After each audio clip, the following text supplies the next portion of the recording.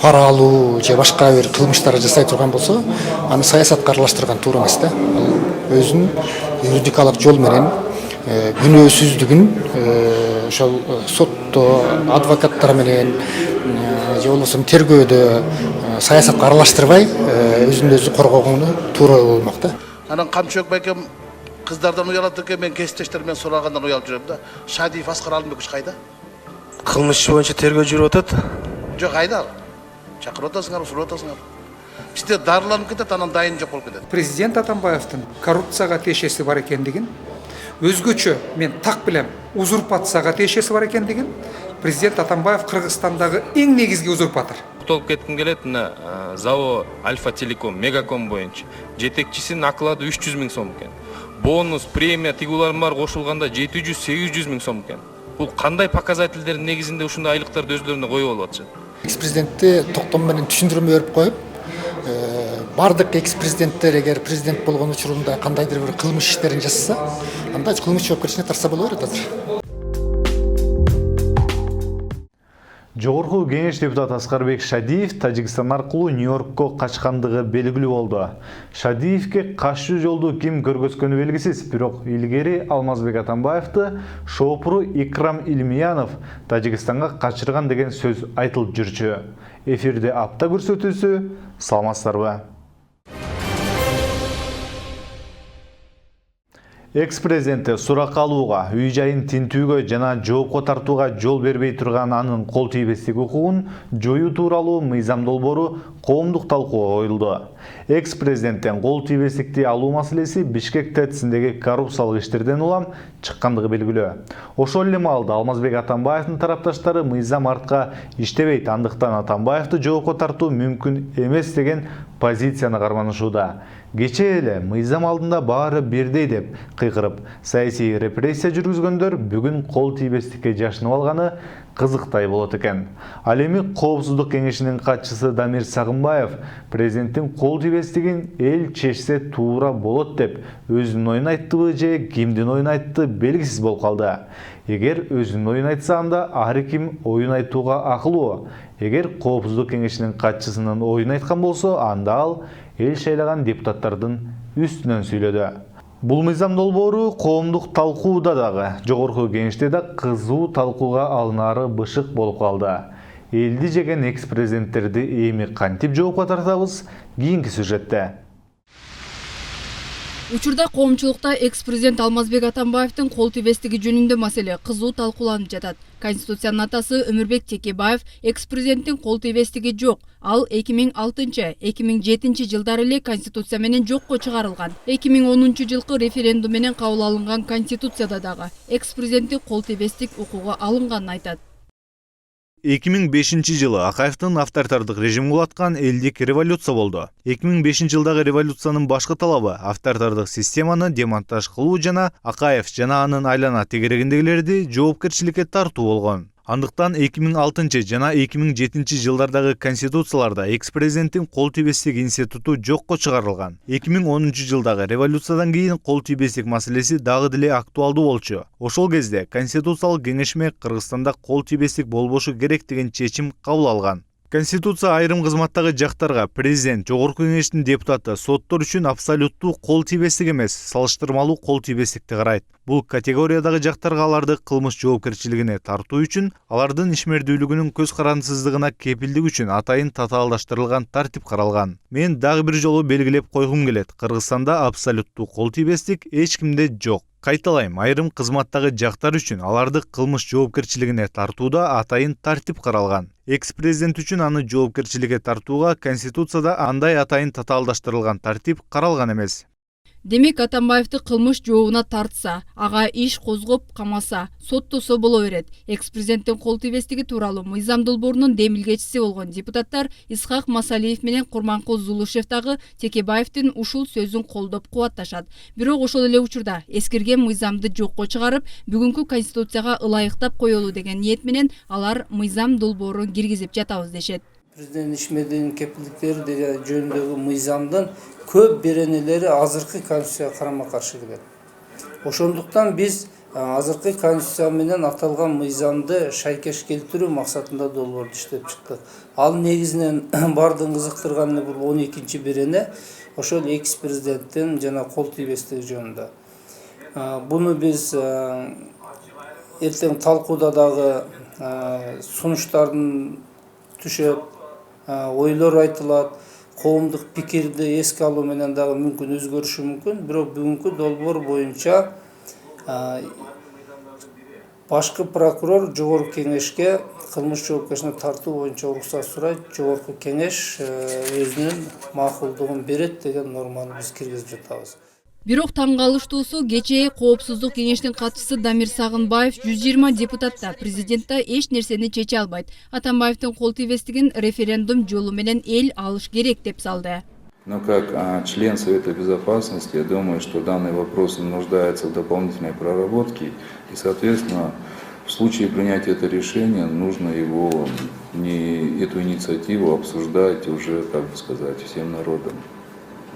Это не должно быть принято решение 120 депутатами либо одним президентом. Это должно быть принято не коллегиально, а именно в ходе референдума. Коопсуздук кеңештин катчысынын бул билдирүүсү коомчулукта ар кандай пикирлерди жаратты. Атамбаев менен жең ичинен сүйлөшүп, жарашып алганбы? Референдумду шылтоолоп, аны жоопко тартпайлы деп жатышабы? Же Атамбаевди камайбыз деген шылтоо менен референдум өткөрүп, конституцияга өзүлөрүнө ыңгайлуу өзгөртүүлөрдү киргизебиз деп жатышабы деген суроолор көп. Куда смотрело юридическое сообщество? Коомдук ишмер Равшан Жээнбеков Атамбаевдин кол тийбестиги референдум жолу менен алынышы керек дегенге караманча каршы. Кыргызстанда өзгөчө оор кылмыштан бир дагы адамда иммунитет жок. Атамбаевди бүгүн да кылмыш жоопкерчилигине тартууга мыйзам жол берет дейт ал. Президентти Атамбаевди дагы, мурдагы президенттерди дагы бүгүн жоопко тартса болот. Мен бирок айтып кеттим, ал сөзсүз түрдө тергөөчүлөр аябагандай тыкан, так мыйзамдын чегинде объективдүү эч жакка тартпастан президент Атамбаевдин коррупцияга тиешеси бар экендигин, өзгөчө мен так билем узурпацияга тиешеси бар экендигин, президент Атамбаев Кыргызстандагы эң негизги узурпатор. Анын далилдери КТРдин Ала тоо программасында 7 жылдык далили жазылып турат. Башка эч нерсе кереги жок. Ал экономика маселелери боюнча кийлигишкени, социалдык маселелер боюнча кийлигишкени, кадр маселелери боюнча кийлигишкени, министрлерди чакырып алып, аларга түздөн түз президент катарында көргөзмө бергендиги бул Атамбаевдин 7 жыл бою Кыргызстанда бийликти узурпациялап иштеп келгендигинин далили болуп эсептелет. Мына ушунун негизинде бүгүнкү күндө Атамбаевди кылмыш жоопкерчилигине тарта берсек, эч кандай мыйзамга туура каршы келбейт, бул мыйзамдуу болот. Референдум менен кабыл алынганда ошол 2003 жылкы мыйзамды конституцияга каршы келсе иштебейт деп атпайбы? Демек ал мыйзам жок да.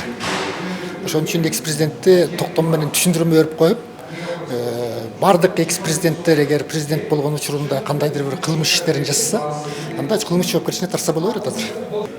Бир эле Атамбаев эмес, бардык экс-президенттерди 2010 жылкы конституция кабыл алынгандан кийин 2003 жылкы экс-президенттин статусу жоголгондон кийин жоопко тарса болот.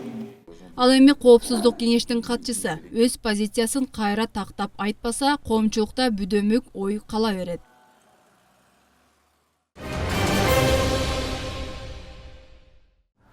Бул жумада Улуттук коопсуздук мамлекеттик комитети Сапар Исаковго коррупция беренеси менен кылмыш ишин козгоду. Кылмыш иш Бишкек ТЭЦин модернизациялоо менен байланыштуу.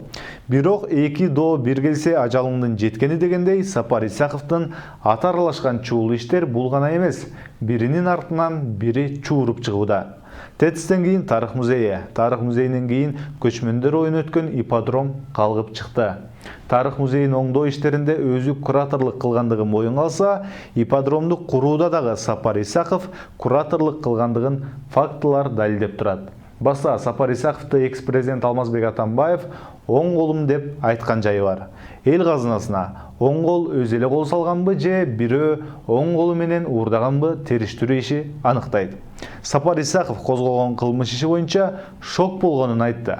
Ал эми кыргыз эли ал куратордун иштерине шок болгон бойдон турат. Адатта мурдагы депутат министр болобу кылмыш иши козголо калса эле аны саясат деп сыпаттап жиберүү адатка айланды. Арийне Атамбаевдин доорунда саясий куугунтук менен камалгандардын саны 30га чукулдады. Бирок бийлик алмашкан соң жакында эле парламенттин ишеним көрсөтмөсү менен иштен кеткен мурдагы өкмөт башчы Сапар Исаковго да кылмыш иши козголуп, айыбы угузулду. Бул жагдайды Сапар Исаков өзү саясий куугунтук катары баалап, атайын кызматтын аракетин чектен ашкандык деди. Ну что я скажу? Слушайте, это моим возмущением нет предела, понимаете? Изначально, значит, готовили, значит, топтали имя Исакова в соцсетях, в СМИ, как я говорил в самом начале, перед тем, как заходить. Салмаслав. Рахмат. И, значит, в итоге, ну, они как бы создают, получается, такой антураж вокруг человека и делают из него уголовника, да? Я извиняюсь, конечно, но это, может быть, эмоции у меня, но, конечно, сейчас мы с адвокатами будем очень тесно работать, будем доказывать свою невиновность, но я скажу, что это полный беспредел. Полный беспредел. Я в шоке от всего, то, что сейчас происходит. Тетистеги маселе боюнча аны кылмыш жоопкерчиликке тартылып атат да. Ал жерде тетирисинче Сапар Исаковду өзүн коррупциялык аракеттерди жасаган деген күнөө коюп кылмыш жоопкерчиликке тартып атат. Ошон үчүн муну саясий куугунтук деп айтканга таптакыр жатпайт да. Анткени кайсыл иште саясат менен байланышпай урдоо, пара алуу же башка бир кылмыштар жасай турган болсо, аны саясатка аралаштырган туура эмес да. Ал өзүнүн юридикалык жол менен күнөөсүздүгүн ошол сотто, адвокаттар менен же болбосо тергөөдө саясатка аралаштырбай өзүн өзү коргогону туура болмок да. Албетте, ар бир адам өзүнүн оюн эркин айтууга укуктуу. Сапар Исаков канчалык саясат деп жер тепкилегени менен өткөн 6 жыл аралыгында коррупция жыттанган шектүү иштерде кулагы көрүнүп калып жүрөт. Мисалы Чолпон Атадагы ипподромдун курулушунда да Сапар Исаков кураторлук кылып, курулуш иши тендерсиз, мыйзам бузуу менен башталып, алгач баасы 4,5 миллион сомго башталган ипподромго 1,5 миллиард сом бөлүнүп, баасы 3 эсеге кымбаттаган. Бул ишти 2 жыл мурда атамекенчи депутаттар фракция жыйынында көтөрүшкөн. Бирок 2 жыл убакыт өткөн соң атайын кызмат ипподромдун курулушунда коррупция бардыгын тастыктады. Биз депутаттар билбеген маалымат мына жакында эле чыкты. 1,5 миллиард сом бул бюджеттин акча каражаты экен. Тендери жок, ошондой эле өткөрүлүп берипти. Музей менен ошол эле ипподромдун курулуш иштери бирдей мүчүлүштүк менен, бирдей мыйзам бузуулар менен жүргүзүлгөн. Булга эми укук органдары юридикалык баа бериш керек. Анан тийиштүү жанакы күнөөлүү адамдар жоопко тартылыш керек. Албетте биз айтпайбыз, булардын баары салынбаш керек болчу. Туура болгон, туура салынган, туура ипподром салынган, ошол эле музейде реконструкция туура жүргүзүлгөн. Бирок кеп башка жакта болуп атпайбы? Кеп ошол салынып аткан акча каражаттар эмне үчүн тендер жок өткөн? Эмне үчүн ушундай чоң акча айырмалык менен, завышение менен баалар өткөн? Жабык көз менен деле карап, расходдордун сметаларын карап чыксак, бир топ мүчүлүштүктөр бар да. Жер үйдөн бөлүнгөн акчага 100 мектеп салуунун ордуна ипподромду оңдогону менен курулуш сапатсыз болгону көрүнүп калды. Анткени жыл өтпөй жатып, ипподромду ремонттоого 10 миллион сом бюджеттен акча бөлүндү. Айта кетсек, ипподромдун курулушун Суму 3 курулуш компаниясы жүргүзгөн. Дал ошол компания 1,5 миллиард сом бөлүнүп, коррупцияга шектелген тарых музейинин да курулуш ишин жүргүзгөн. Эмнеге мындай ири каражат жумшалган курулуш тендерсиз эле мыйзам бузуу менен бир компанияга берилип жатат? Себеби тарых музейиндеги коррупция жыттанган иштерде да Сапар Исаковдун иизи чыгып калды. Билесизби, бул тарых музей бүткөндө бул Кыргызстандын сыймыгы болот. Кыргызстандын сыймыгы, биз сыймыктанган музей болот, Кудай буйрса. Себеби мен бул музей оңдолуп атканда өзүм ошо куратор дагы болуп бердим да, ошо карап көзөмөлдөп бул музейдин ремонттун жүрүп атканына да. Депутаттык комиссия бир суукка туруштук бербей кыйроого дуушар болгон Бишкек жылуулук борборун иликтеп чыгып, коррупция болгон деген тыянак чыгарды. 386 миллион долларга модернизация болгон жылуулук борборуна алынган буюмдардын баасы кымбат көрсөтүлгөнү баарына белгилүү. Дал ушул теске курулуш ишин жүргүзгөн Тибея компаниясы менен да Сапар Исаковдун тыгыз байланышы болгону ачыкка чыкты. Ким урдаган?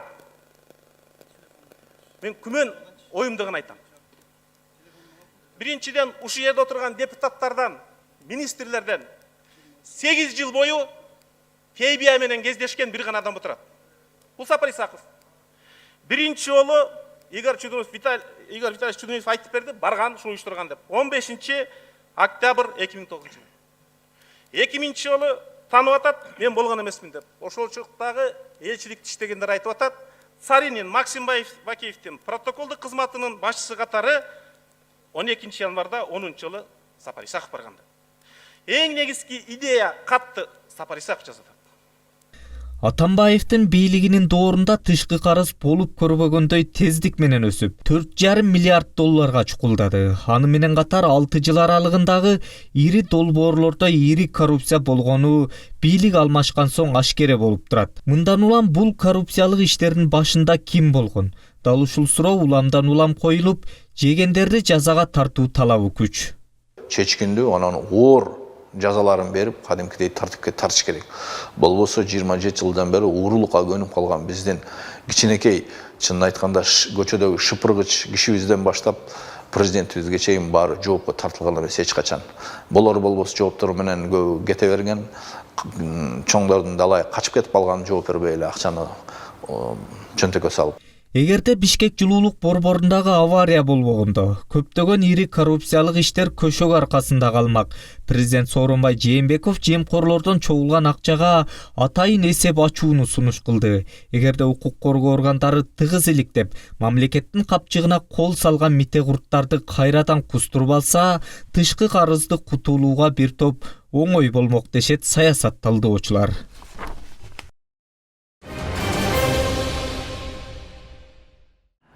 Өмүрбек Текебаев 2016 жылы сентябрда Алмазбек Атамбаевга кайрылып, мародерлорду жакшылап издесе өзүнүн жанынан чыгарын айткан. Көп өтпөй эле 2010 жылы Максим Бакиевден улутташтырылган Дастан заводунун кой таштагы 2 гектар 70 сотук жерине Алмазбек Атамбаев хан сарай салып алгандыгын айтып, кимдин ким экендигин далилдеп берген.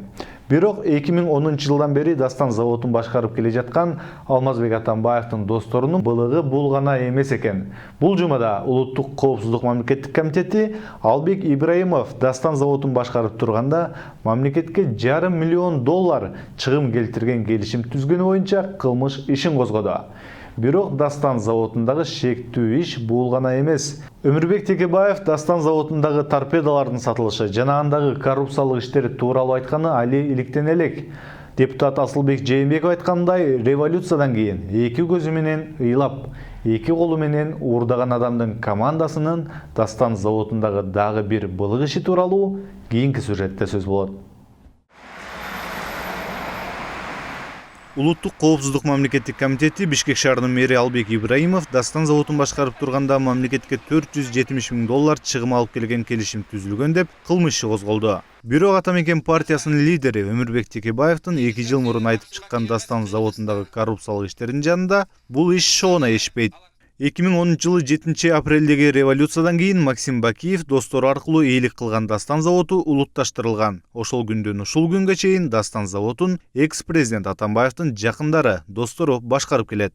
Дастан заводу суу астында жүрүүчү уникалдуу Шквал деген ракета чыгарат. Анын Ысык көлдө Улан деген ракеталарды сыноочу полигону бар. Максим Бакиев убагында Улан полигонунда жаткан 21 торпеданы Индияга сатып пайда табуу үчүн Дастан заводуна алып келет. Бирок 2010 жылы революция болуп кетип, ал торпедаларды сатуу шыбагасы заводду революциядан кийин башкарууга алган Атамбаевдин адамдарына тийген. Кыргызстанда уникалдуу аскер заводу бар. Ал жерде Шквал деп аталган дүйнөдө аналогу жок тез жүрүүчү торпеда иштелип чыкса эле. Анын Кыргызстанга курулуп калуу тарыхы дагы бар. Ысык көл дагы акыркы ролду ойлогон эмес, анткени Ысык көлдө ошол торпеданы сыноочу полигон болгон. Максим ушундай уникалдуу заводду өзү достору менен бирге акциясын сатып алып, аскер контракттарынан, согуштук контракттардан эбегейсиз байлык тапкысы келет. Же болбосо орустардын аскер ведомстволоруна кымбат баада саткысы келип, муну 10-жылы 50%-нен ашыгын алар өз колуна алып койгон болот. 2010 жылдан кийин Дастан заводун башкарууга алган Атамбаевдин адамы Сергей Даниленко баягы Максим Бакиев сатууга даярдап жаткан 12 торпеданын эскирген 2 жабдыгын Улан полигонундагы айрым маалыматтар боюнча эски жабдыктар менен эле алмаштырып коюуну чечкен. Бирок Максим Бакиев торпедаларды Дастан заводуна Улан полигонунан түз бекер алып келсе, бул жолу Даниленко Ортомчу Сервиском деген фирма аркылуу алып келүүнү башкы инженерине тапшырган. Ошентип Дастан заводу өзүнө караштуу Улан полигонунан ортомчу фирма аркылуу 12 жабдыкты 16 миллион 920 миң сомго сатып алган.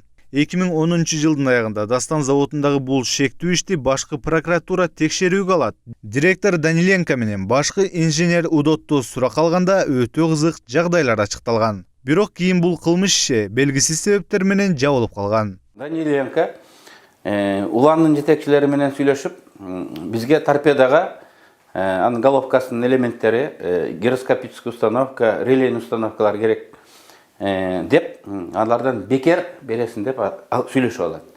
Бирок ошону түз алып бекер Дастанга алып келбестен Сервиском деген ортомчу фирма аркылуу алып келип, 16 миллион сом котормок, 13 миллион сомун которуп, ал да сол чөнтөккө кирип кетет. Ошол акчаны дагы СДПКнын шайлоо компаниясына берген биз деп алар жарыялашкан.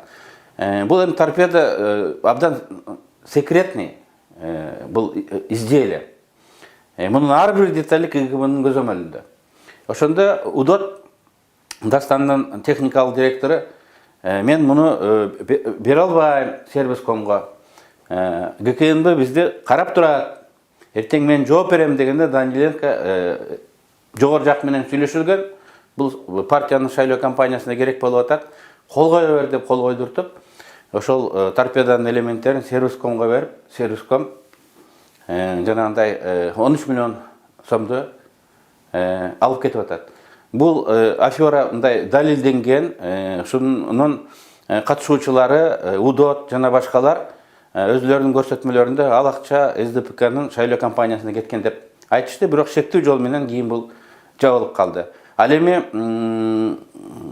Удот 10-жылы жумуштан кеткендин ордуна, камалгандын ордуна 11-12 жылы кызматынан чоңоюп, Дастан акционердик коомунун башкармачылыгынын мүчөсү болуп, Албек Ибраевдин орун басары дагы болуп, 13-жылга чейин мындай иштеп жүрдү.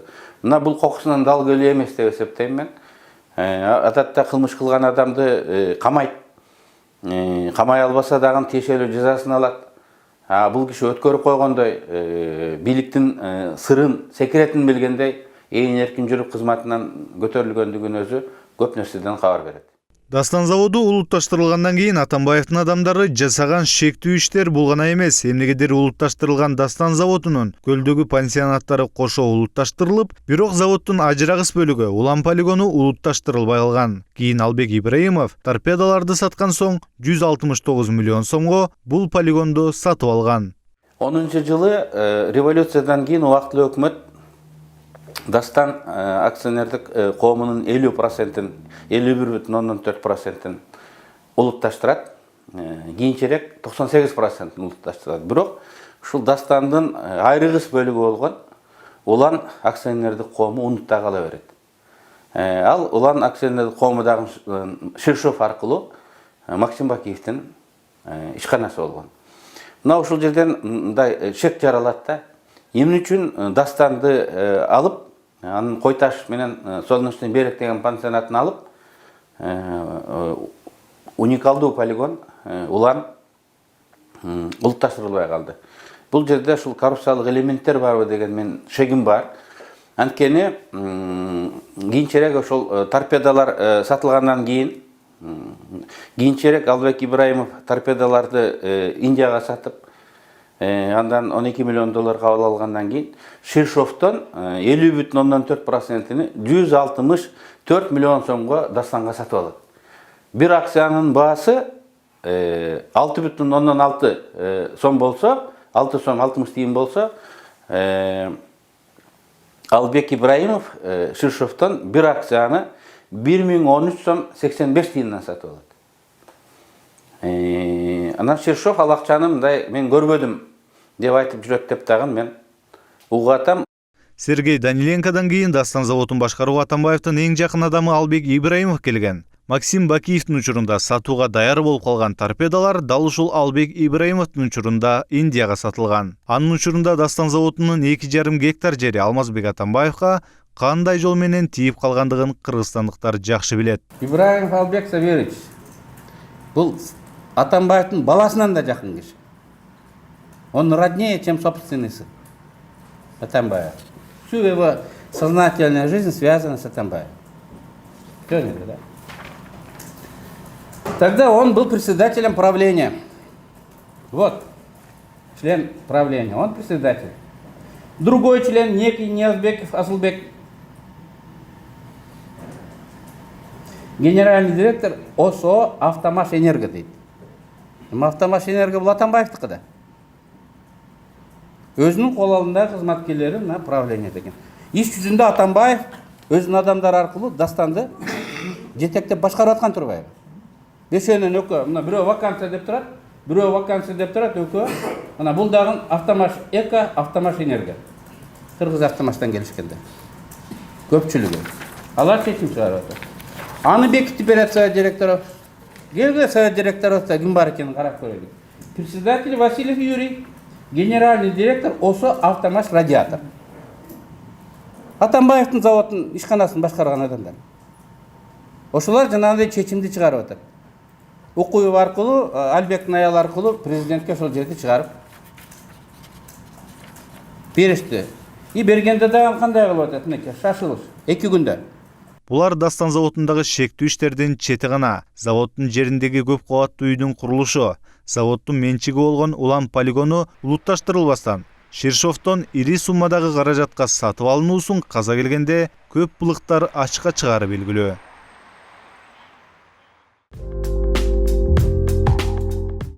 Сиздер апта көрсөтүүсүн көрдүңүздөр. Келерки жумада амандашканча саламатта туруңуздар.